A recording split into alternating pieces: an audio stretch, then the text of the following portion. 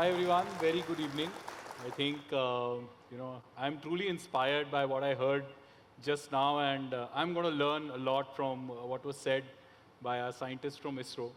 I think there are a lot of lessons for all of us there as we lead our journey in the markets. So I want to talk about ideaForge. It's the company that, in a way, made drones a household name. It was an early prototype of ours in the movie Three Idiots. And I just wanted to share a little bit of our journey of how we went about, how we thought about making drones as early as way back in the year 2004, when almost nobody had heard about drones and what they could do and what they were expected to do going forward. I actually wanted to become an engineer because I wanted to build things. And the reason why I wanted to build things was because I used to get a lot of ideas, and I felt that engineering would be a great place to convert those ideas into reality.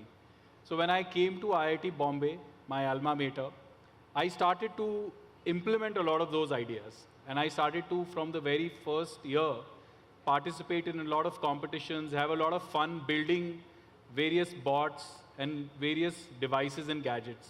As I was doing that, I realized that I don't have a lot of money to invest behind my own ideas. So I used to go to my faculty in my department in mechanical engineering at IIT Bombay, and I used to ask them to give me some money so that I could implement an idea that I just got. And it's such an amazing institute that nobody refused to give me money.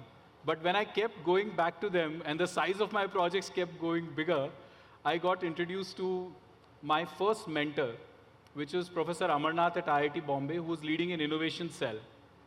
Now, I brought in the innovation cell is because while trying to increase the word around what the innovation cell does, which was to fund ideas that students like me would get, I met my two co-founders on the technology side. And that's how we formed a team. And once we formed the team and I found them, I almost like found my oasis. These were guys who were, again, excited and interested in doing hardware technology, which was rarely the case. Before I met them, every time I would participate in a competition, I would get a team on board. And as good engineers would, we would try to make our bots the last minute. And invariably, it would fail. And failure is your constant companion in the journey of building. When they would fail, my friends would usually run away and give up.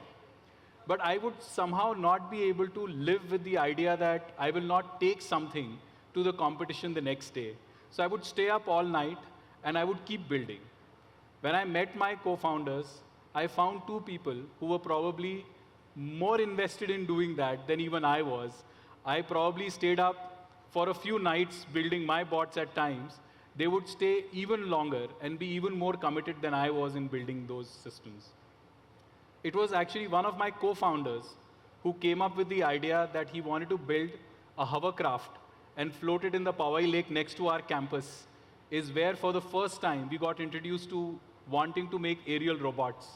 One afternoon, he and me sat down and we built a bunch of hovercraft prototypes from thermocol and other hardware devices we could get from our nearby shops. We realized that it was not innovative enough for the innovation cell. So we spent some time with the idea, thinking about what could be a hovering device that we could make that would be innovative as well. And that's when we came up with the idea of a quadcopter drone that essentially would use counter-rotating propellers to do the same thing that a helicopter does, but do it in a far simpler fashion. And that's the kind of device that you saw flying in the movie Three Idiots. When we thought of the idea, we realized that we felt that we've changed the aviation history by coming up with something so simple and elegant as a solution. But that was not the case. It was something that was discovered long back. But we stuck onto with the idea and kept building a lot of prototypes over the next few years. In about 2008, we helped IIT Bombay secure pole position in a competition alongside MIT US. And when the Indian labs realized that there was a team in India that was building the entire technology stack from scratch, they all wanted to get their hands on the autopilot, which is the brains of a drone, so that they could automate a lot of their drone programs. And that's how our journey towards actually building drones began. We delivered to the labs the world's smallest and lightest autopilot of that time and made a lot of their programs successful. It is in 2008, when the attacks on Mumbai were happening, and we heard news of naval helicopters trying to look into the third and fourth floor of the Taj Hotel, that we felt like all the fun that we were having with the technology would be really well spent if we had converted it into a product which can be used by our forces. And that's how we took what we had and built a product and launched it in the year 2009. And in 2010, we made our first sale of these systems to one of the state police forces in India. Since then, our drones have done in the hands of our customer more than 375,000 operations.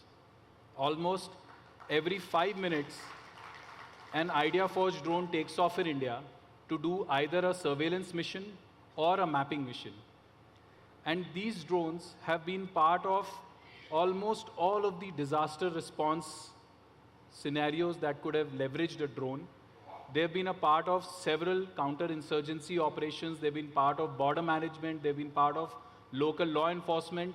And these drones are presently being used in the Swamitwa scheme, where the government of India is mapping all the 660,000 villages of the country and creating property cards for the houses that villagers have lived in for generations but did not have formal ownership of. This is the first time they are being brought into the economic mainstream. When we look at our journey and what we have done over the years, a lot of that journey culminated a few months back into an IPO that took our company to the public markets for the first time. We are trading live on the BSE and NSE stock exchange. It's a journey that started as a formal business in 2007 and went to the public markets in 2023. And the reason why we were able to sustain this long as a bootstrapping company for a long time, and then eventually getting to the market through a lot of funding support from our partners as well, is because of some of the learnings that we had when we were still students at IIT Bombay. And we realized that when you're thrust in an environment like it is in a premier institute, where you are one amongst many equals, in fact, more often than not, you feel quite inadequate because many people are far more accomplished than you are at that moment in time. So you have to dig deeper, and I had to take a long walk with myself to realize what is it that truly success is, and what is its shape for me personally. And I came up with the conclusion that one thing that is common with everyone who we believe is successful at the end of their life or their career is somebody who has done something that they love for a really long period of time. That and one quote from a book that I read, and I'm sure many of you will recognize that quote. There is a student having a conversation with his teacher in wanting to do what they want to do, and they had one quote in there which says that I have but 60 years to live. And if I don't do things that I want to do, then I will be condemning myself to 60 years of torture. I may perhaps not stand at the end of any tradition, but I may perhaps stand at the beginning of fun.